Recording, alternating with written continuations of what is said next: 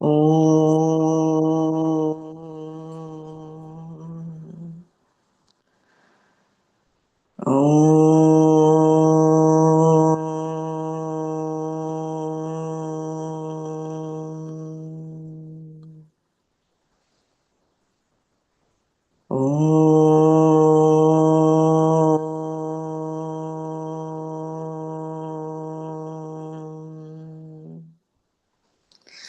Om Sahana Bhavatu Sahanau Bhunaktu Saha Viryankaravavahai Tejasvinavadhitamastu ma vidvishavahai.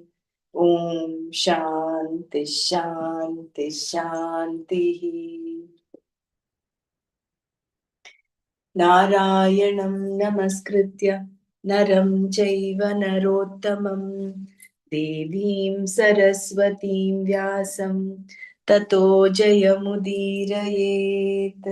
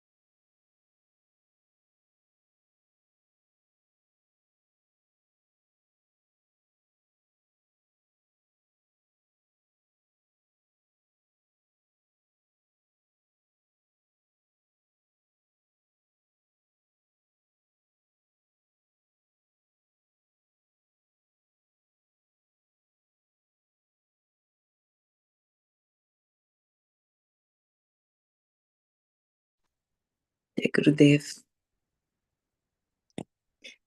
Before we get started, just wonder whether any of you is able to let's just form a team where we can share the screen as well as and read. Let me know any of you is interested to do this. We can then see how to take this forward in the best way possible. So we'll start with where we stopped yesterday. We looked at convenience. Therefore, convenience is often the governing factor. We want what is convenient, what is pleasant. Easy gratification is exactly what human beings go for. If some work, pain, or effort is involved, we want to avoid it. The human disposition is like that, going after easy, quick gratification, wanting only what pays off immediately. This is our nature.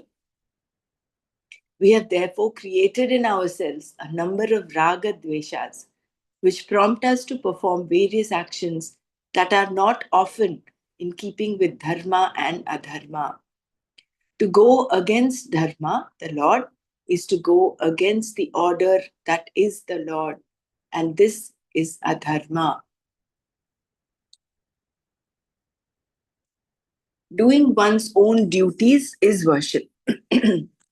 Since the creation operates according to this same order, there is definitely a reason that you were born. Your parents may not have wanted you, but somehow you were born. Even if you feel unwanted, still you are here because without you, this world is definitely incomplete. That is why you are here. It is as simple as that.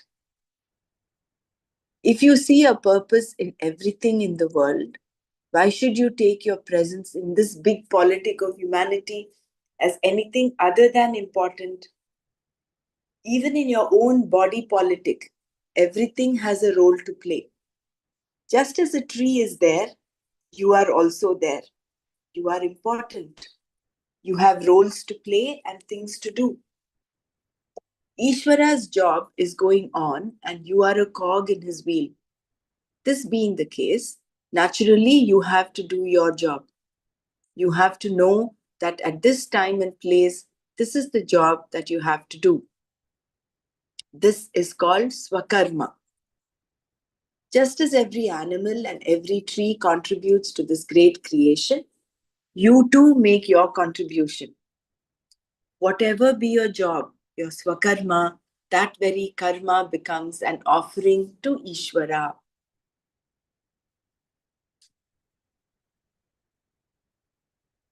Offerings to the Lord need not always be in the form of flowers.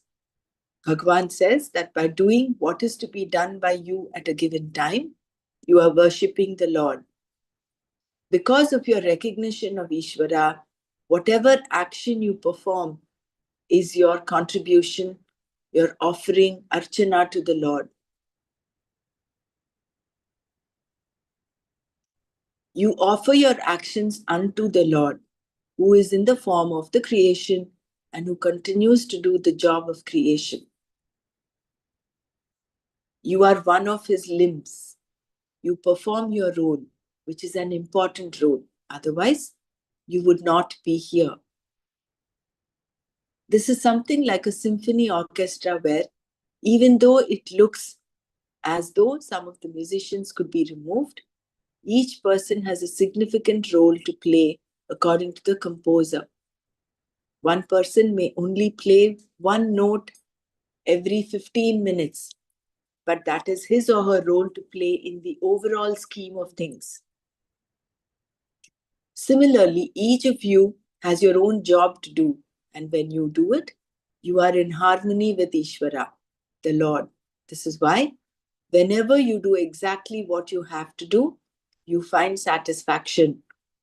Even if it is something you do not want to do, once you do it, you feel great about it. Why? Because you are in harmony with Ishvara. Recognizing this, you become a yogi.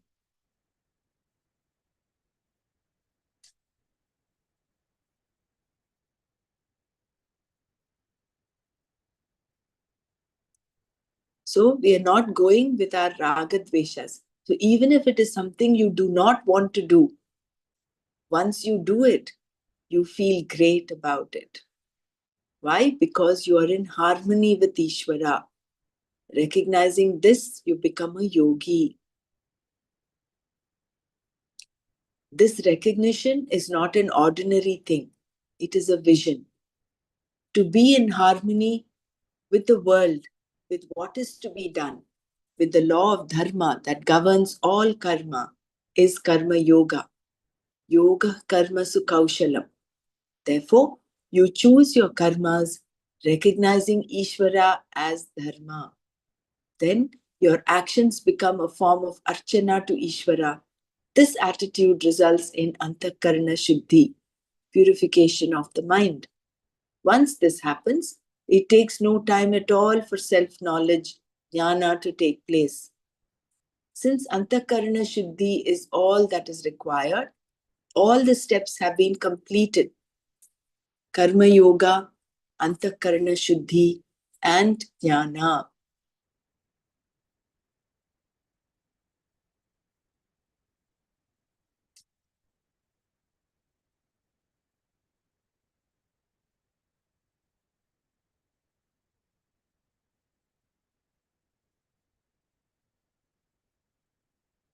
So at the beginning of our actions, throughout the action, as well as at the end,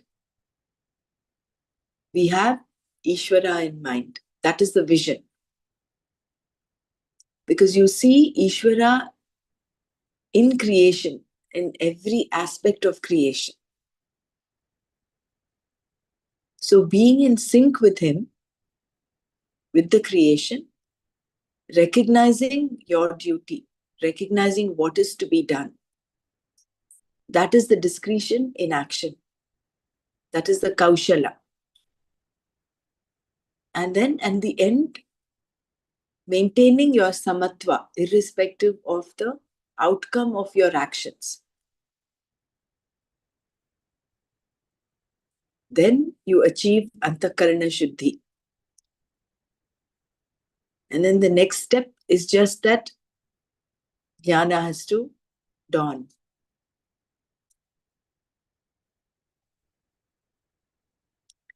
These steps are mentioned throughout the Gita, and Shankara also mentions them repeatedly in his Bhashya. Through Karma Yoga, the mind is purified. And when the mind is pure, knowledge takes place and moksha is gained. Karma Yoga, therefore, is for moksha alone.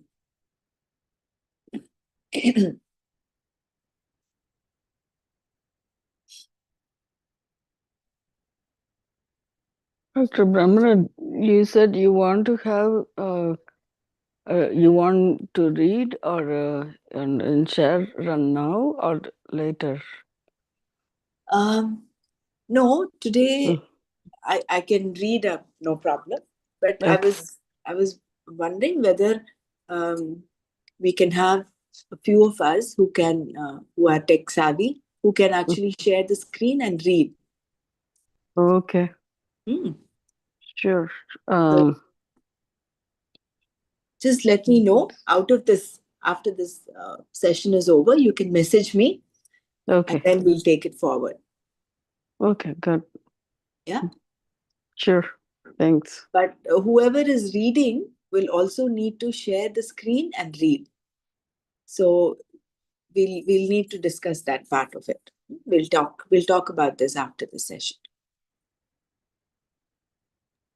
Okay, Dr. Brahmana. Yeah, thanks. Through so these steps are mentioned throughout the Gita. So this is the basic thread of karma yoga that we will have to um, imbibe and embed in our awareness.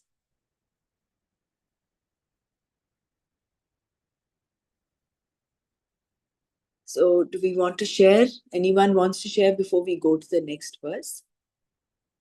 Raji, can you read that? Where we the things we like we do, then we get peace. Otherwise, also when we don't like and we do it, still after doing that we get the peace because we are in the frequency of the which means we are in the harmony of Parmeshwara.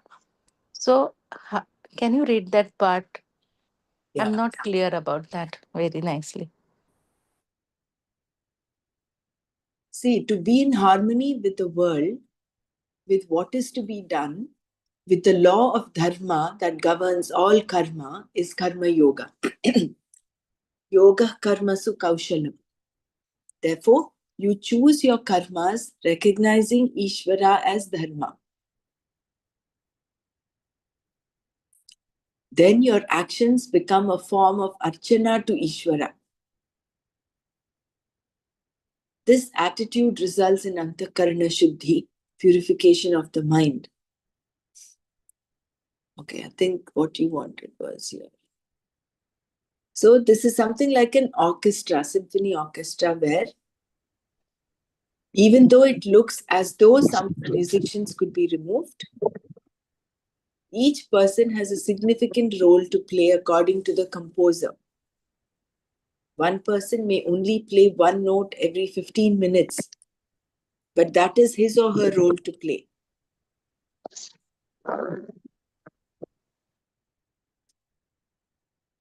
In the overall scheme of things. Similarly, each of you has your own job to do.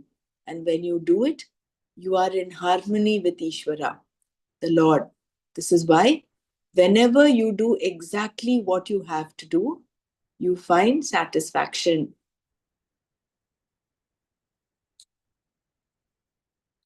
Even if it is something you do not want to do, once you do it, you feel great about it.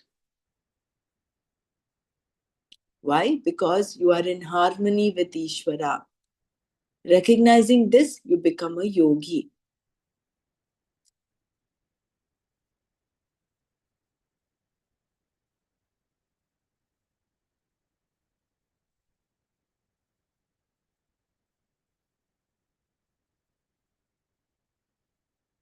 So here we can just share our examples. As in, there are times when you may not like doing what you're asked to do or what you have to do, but you go ahead and do it. Simple example is taking up responsibility.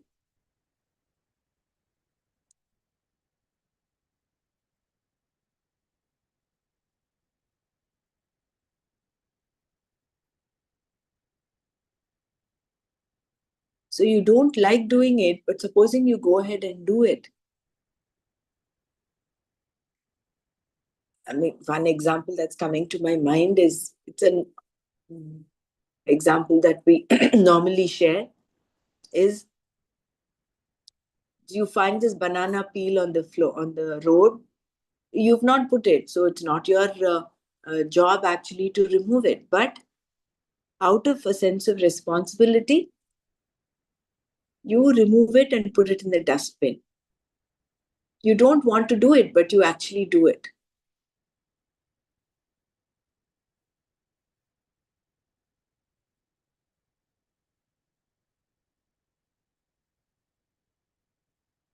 Why? Because it will avert an accident.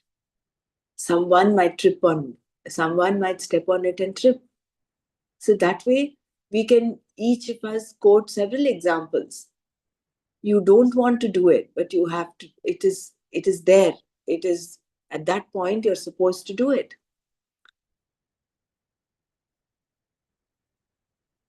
Another thing is a mother who has to send her child to school. And the child is giving some excuses. The mother knows that the child is otherwise fine. There's some excuse that the child does not want to go to school. So there, what the mother has to do as her role is to convince the child and coax and nudge the child to go to school.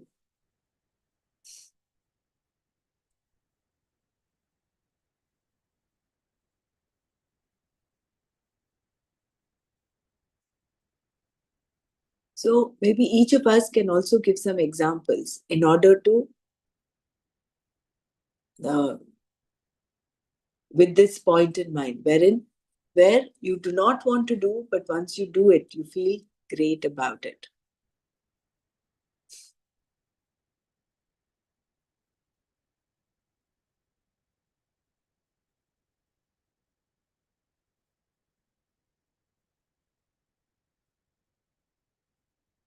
In the initial phases of sadhana, where you have to.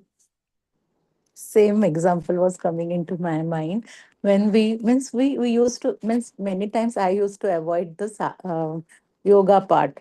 So once I do it, I feel much better, like that. Means that is satisfying also, and you are feeling better also.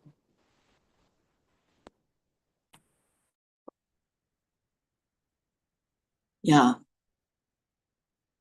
See, this is the sattvic happiness, no? Yattadagre vishamiva, but pariname sukhamiva. So in the beginning, it seems like it is painful, because any form of discipline initially is a little painful. But the outcome, the end is sukha. All the sattvic sukha that we talk of, this is what it begins as, a bit of of it's not very great in the beginning to start with, right? But then once you go ahead and do it, you feel great about it. So be it sadhana, be it seva, be it satsang, you have to go to satsang, but then there is some movie coming up or this IPL is going on. So you're stuck between, there's a choice between this and satsang. So what do you take? So all these examples where there is a choice of action and you make your choice based on what is to be done. And then you have the fulfillment. And that is where yoga karma sukaushalam comes in. Being in sync with the law of dharma. So your karmas are, you're deciding your karma based on dharma, being in sync with, being in harmony with the universe. Recognizing your role as the cog in the wheel.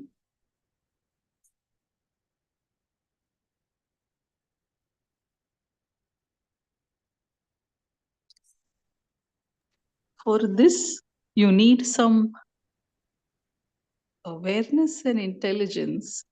But if you're ignorant of your role, then you continue with your mind pattern, right? Of course, very right. You need to be exposed to this knowledge. See, we did not know that this aspect is there which governs our actions, right? Unless we got exposed to this knowledge. So that also is an adrishta phala. If you remember, there is somewhere in the beginning we learned that the adrishta phala of all your previous actions is that you start thinking, what is life? Who am I? What is the purpose of my life? And then you will be directed to the source of knowledge as well, to a teacher, to the Shastra. So there may be so many of us outside of this that just eat, live, sleep, drink, make merry, and die. Which is why Gurudev says, recognizing the importance of this human life. First of all, getting this human life. Second, after having got the human life, wanting to be on this path, getting onto the path and having a teacher that can guide you. All these are great blessings. But foolish will be again if after having getting to know this, not being consistent with it. That dhriti is required.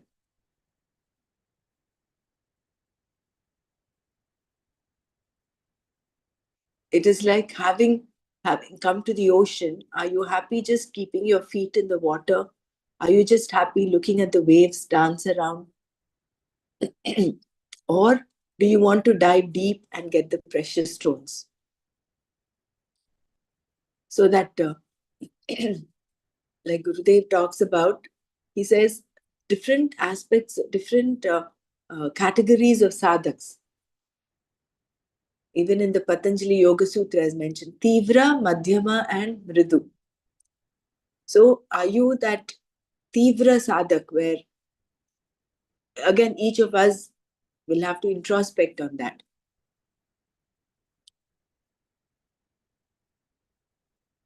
Is moksha also one of your priorities, or is moksha your only priority? Is sadhana your only priority, the main priority?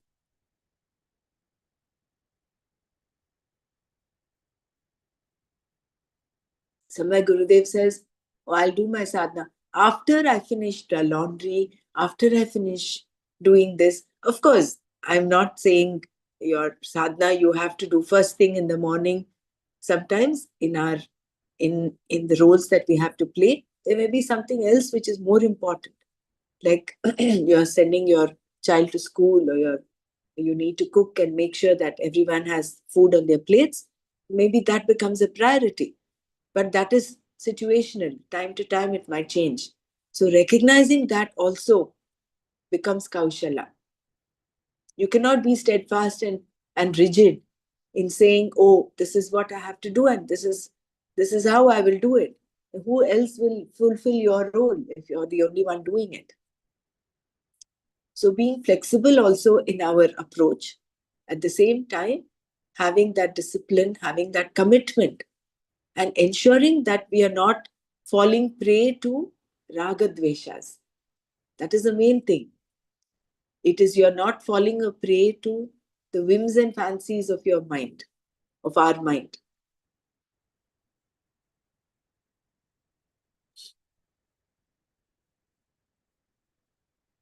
Dr. Brahmara, I was looking for this. You guys read this yesterday. I was looking for that video, but I couldn't find it. I didn't know which one you guys read Which, yesterday because I missed it. which video? You mean The the one YouTube? yesterday. Yeah, it was put on YouTube. Oh, because I was looking for it. I know day before I saw Nana's talking. I wasn't sure that was the old one or he was talking about Mahabharata. No, that And was an old one that was shared. oh, okay. Yesterday, you can just look at the YouTube videos. Uh, Look at yesterday's date. Yesterday was, you need to check your what date it was for you. Maybe it was 22nd of May. Check on mm, that and you would find the. yeah, I put it as yesterday. It didn't come up. But anyway, uh, yeah, I was kind of missed it. Uh, so this one says from 18 to 46 slokas. It's summary of all of that. Which one? The one you're reading right now. No, what I'm reading is from the second chapter PDF.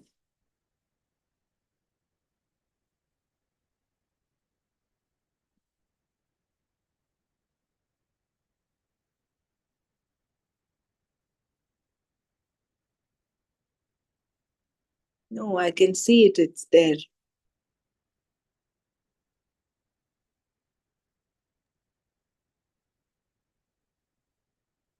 Is it under your name, Yeah, it is under my name.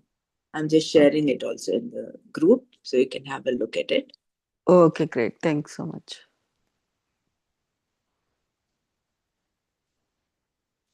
So I think, Sarlaji, is that fine?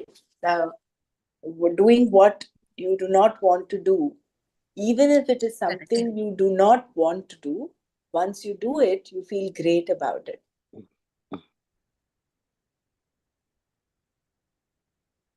Why? Because you're in harmony with Ishvara. It's like that nut and bolt that China had mentioned. If the bolt thinks, oh, I am the piston and the bolt is just doing nothing. It's just keeping things in place. And if the bolt thinks, oh, I am not as active as the piston, I would like to be the piston.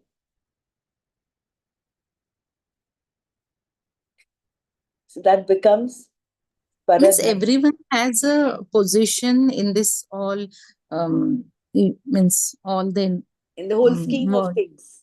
Yeah, everyone has a place, and according to that, whatever he need to do, he should do. He or she should do. What I feel like this means, even if we don't want to continue something, we should continue doing it because it is required for the greater benefit. And then you are in the harmony with Ishvara. Means Gurudev many times say, na, even if the single thing is not, if the any animal species get extinct, then this will all collapse. Like that. Means examples are like one has a specific place. Am I right, Bravaraji?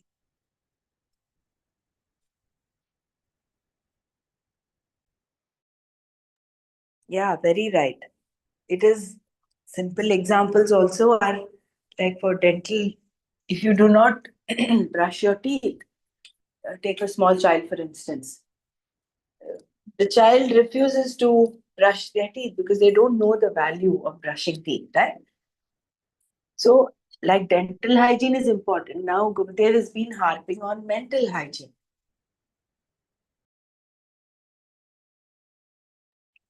On the need to meditate regularly. I know there are so many of us who know we have to do Sahaj twice, but then we end up doing it only once. So you know you have to do, but then you don't do because there are so many other priorities that come up, so-called priorities, which again are based on our likes and dislikes.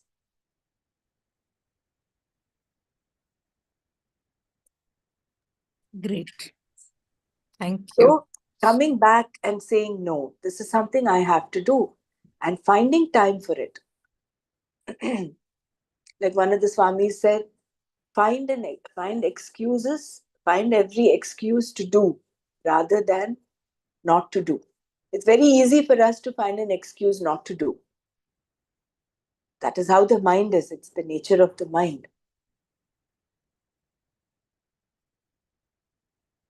But keeping our mind in our, that is what is befriending the mind. That uddhared atmanatmanam natmanam avasadayat. Atmaiva hyatmano bandhuhu atmaiva ripuratman. So when we do this, and this all this comes out of awareness again. Without you being aware, you not even know what is going on in your mind, or what is prompting you to act.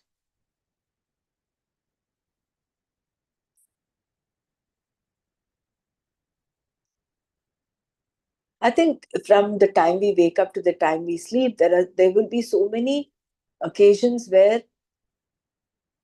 there may be things that where we can apply this thing, yoga karma sukhaushalam. We again, it's all a matter of being, of recognizing it.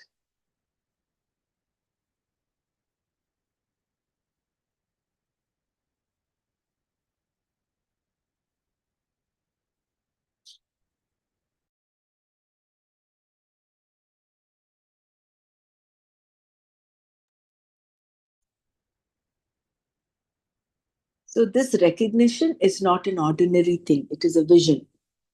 To be in harmony with the world, with what is to be done, with the law of dharma that governs all karma is karma yoga.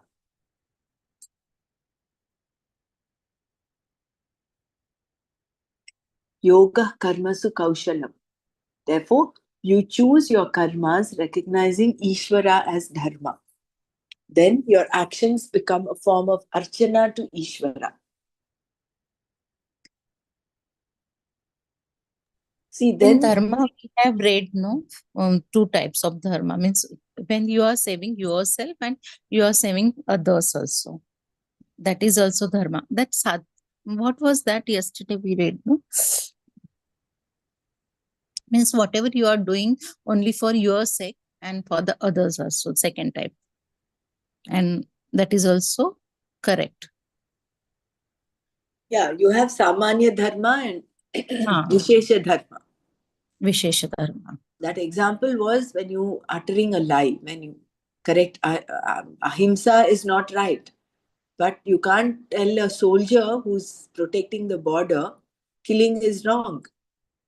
So there, for him, his duty is protecting his country. So that does not become himsa. So that becomes vishesha dharma. Similarly, when you are saying a lie in order to, it's not for your benefit, but for someone else's benefit.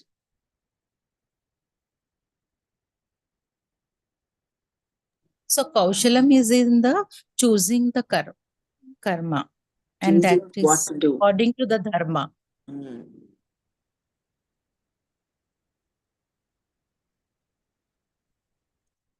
That is the skill. The skill in being discreet about choosing your actions. The discretion in choosing what to act, when to act.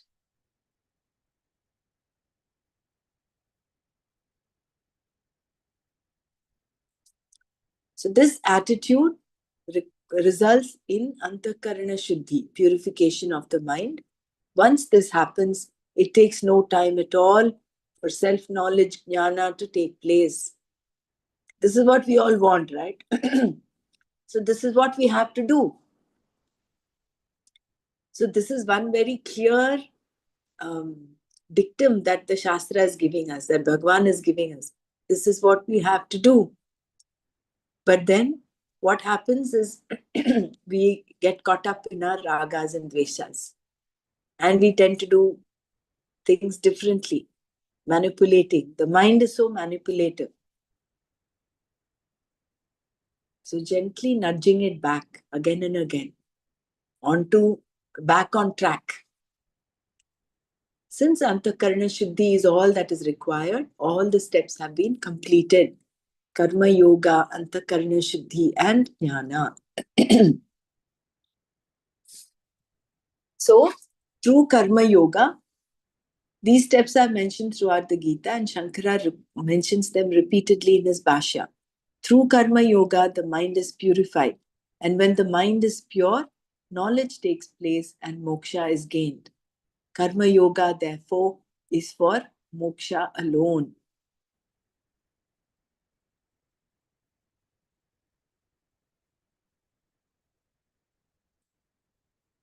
दूरेण ह्यवरं कर्म बुद्धियोगात् धनञ्जय बुद्धौ शरणमन्विच्छ कृपणाः फलहेतवः.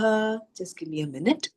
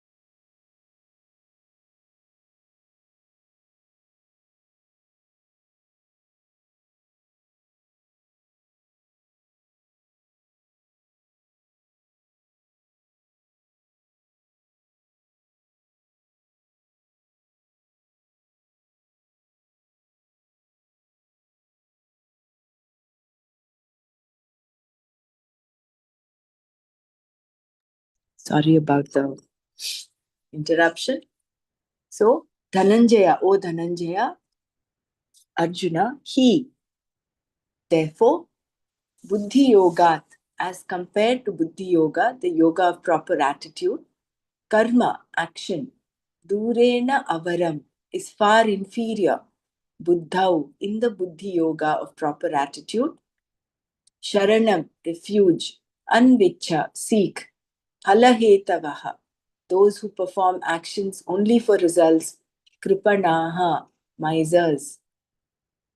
Dhananjaya, he, Buddhi Yogat, karma, durena avaram, buddhau, sharanam anvicha, phalahetavaha kripanaha. Action which is based on desire is therefore far inferior to that performed with the proper attitude of karma yoga. Seek refuge in this buddhi yoga of proper attitude, O Dhananjaya. Those who perform action only for the results are misers.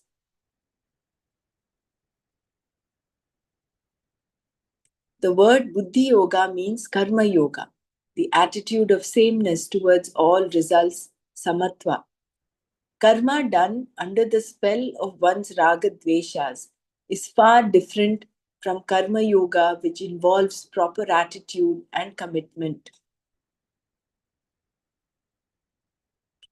The result of such karma is received in keeping with one's raga dveshas and not with samatva buddhi. This kind of karma is thus far inferior, avaram, to buddhi yoga, karma yoga. Therefore, Krishna told Arjuna to take refuge in karma yoga buddhi. Buddhau sharanam anvicha.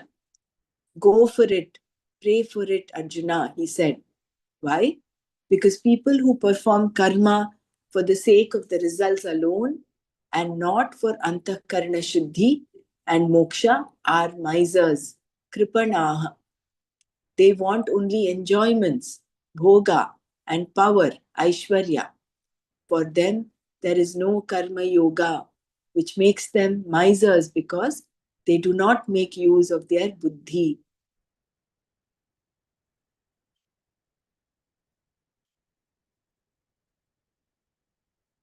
In his commentary on this verse, Shankara defines misers, referring to them as helpless weaklings. Deenaha. Misers are those who have money but do not have the heart to spend it, either on themselves or on others. Those who have no money are not misers because they have no money to spend. Those who do have money and spend when there are occasions to spend are also not misers. A man who has money and spends more than what he has, who does not spend judiciously, is a spendthrift and is just as much a problem as the one who has money and does not spend it at all. A miser cannot spend because he is that afraid his money is going. Therefore, he always keeps saving for the winter of his life, retirement. Sometimes such a person dies before retirement and his brother-in-law gets everything. Misers have no heart to spend because their priorities are not clear. They are not at all clear about what money is for. The meaning of the word miser, kripana, is extended here to the disuse of one's buddhi. Shankara, quoting the Brihadaranyaka Upanishad, discusses the meaning of the word kripana.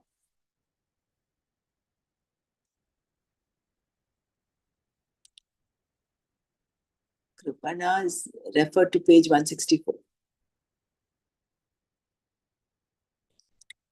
The gist of that, the description of the word kripana that was given in Brihadaranyaka Upanishad is that the one who leaves the body without recognizing oneself, he is a kripana. Why is such a person a miser? Because he or she was given an intellect, buddhi, and does not use it.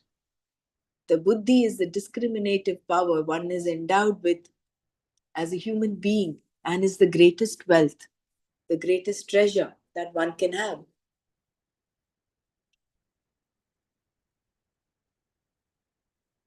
Therefore, its primary use should be for gaining self-knowledge. Even though everyone has a good chance to use the buddhi, a miser hoards it or fritters it away and dies not having made proper use of the greatest wealth that he or she was endowed with. And although the money misers leave can be enjoyed by others, no one can enjoy their their buddhis after they are gone. I think in one of the satsangs, Gurudev was mentioning about the brain which is not used. You've not utilized your brain. You've not utilized your buddhi.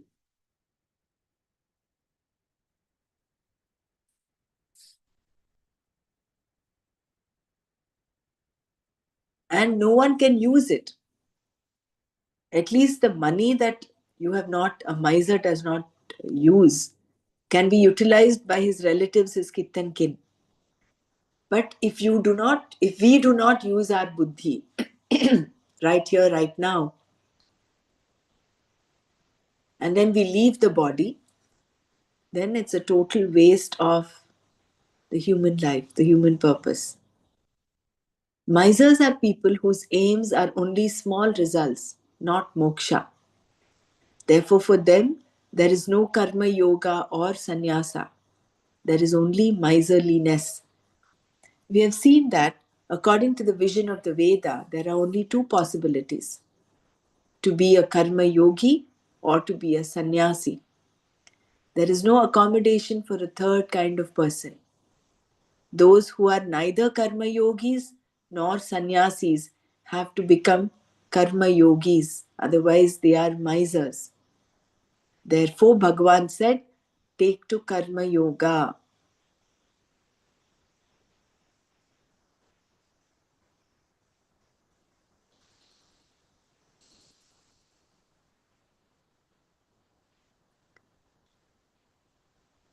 Now we understand why Krishna was goading Arjuna to take to karma yoga. There are only two possibilities. One, to be a karma yogi. Second, to be a sannyasi. This is according to the Veda. There is no accommodation for a third kind of person.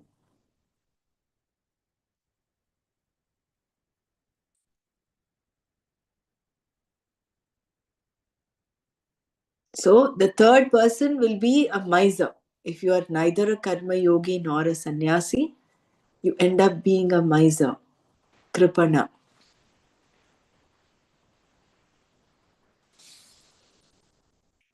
So Any the reason he told to take karma yoga is to achieve the attain moksha. Is that the purpose, right?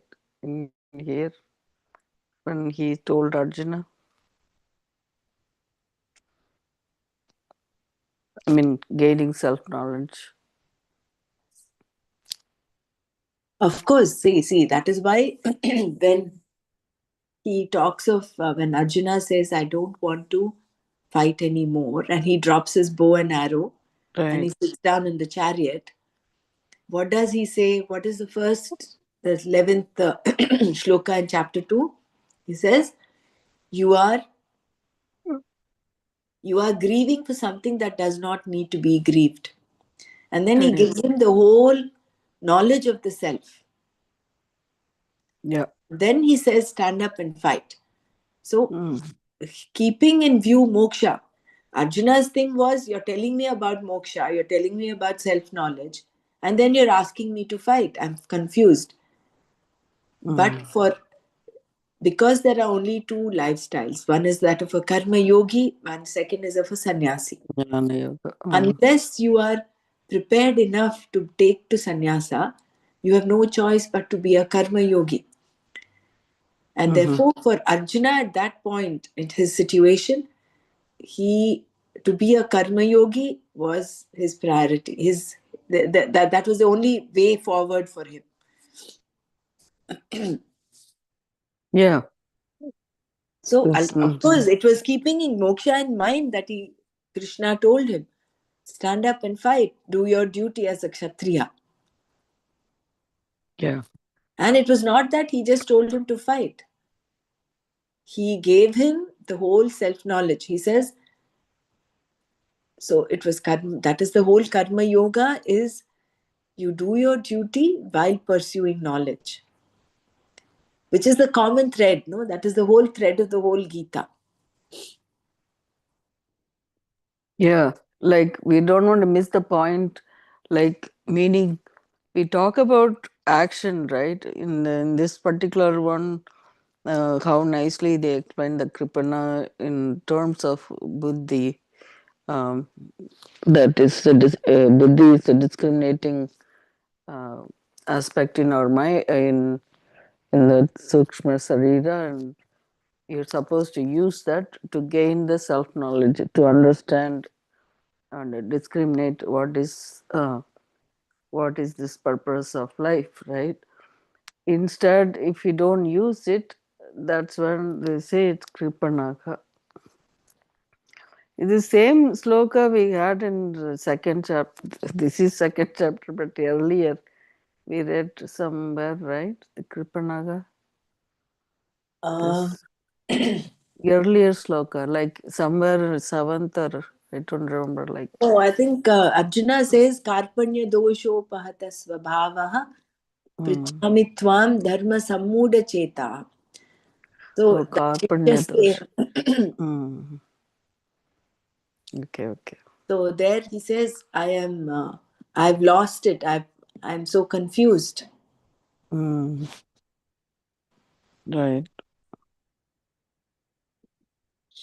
So we look like we read it, but completely I forgot about all this. But it's nice that. So we'll stop here today. We'll do verse number 50 tomorrow. Anyone wants to add, share before we close?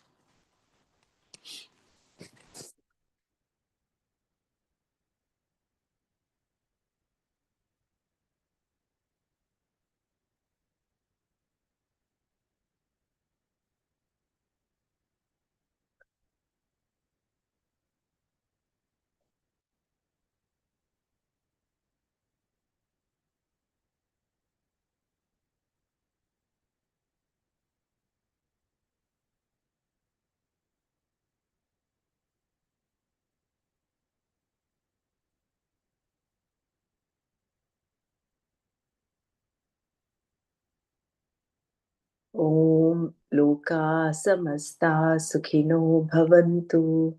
Om Shanti Shanti Shanti. Om Tat Sat Shri Krishna Arpanamastu.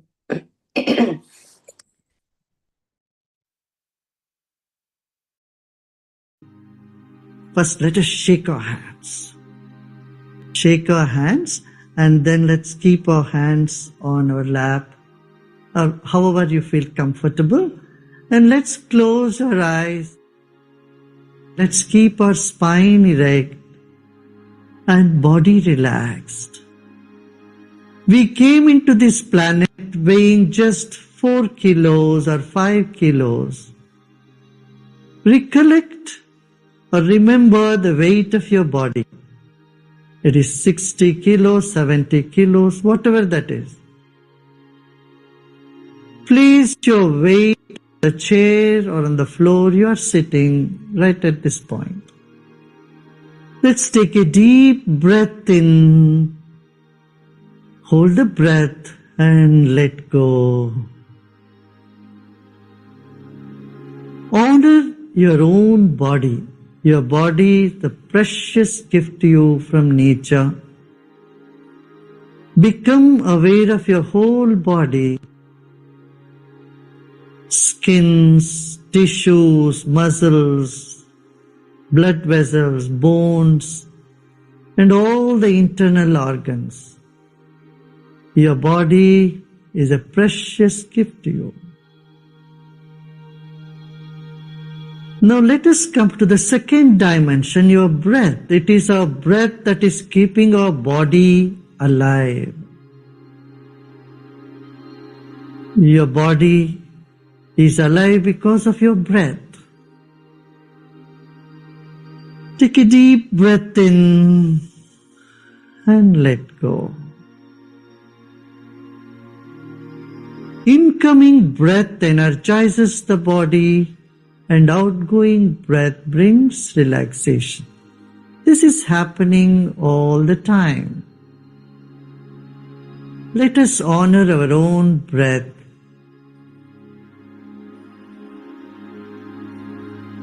Become aware of the air all around you.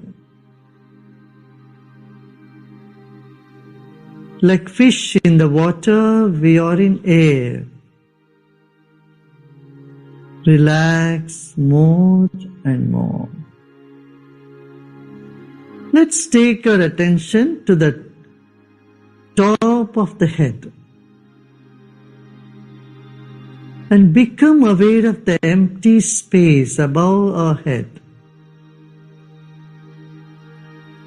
Become aware of the space in the entire room that you are sitting. Embrace all the thoughts, pleasant or unpleasant, good or bad. Become aware of a point right in the center of your heart, center of your chest. And take a deep breath in and breathe out and relax even more.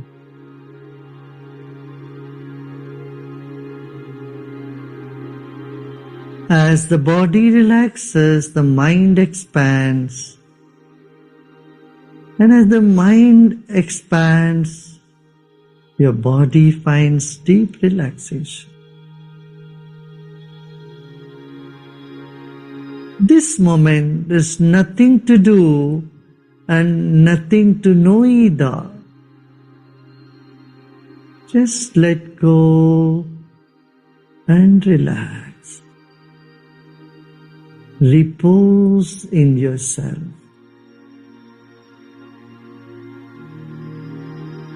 You are a fountain of love. You are an ocean of peace. Repose in yourself.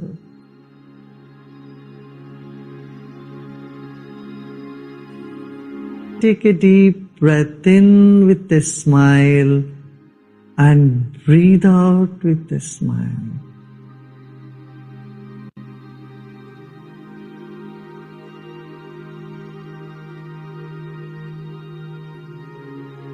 Om Shanti, Shanti, Shanti.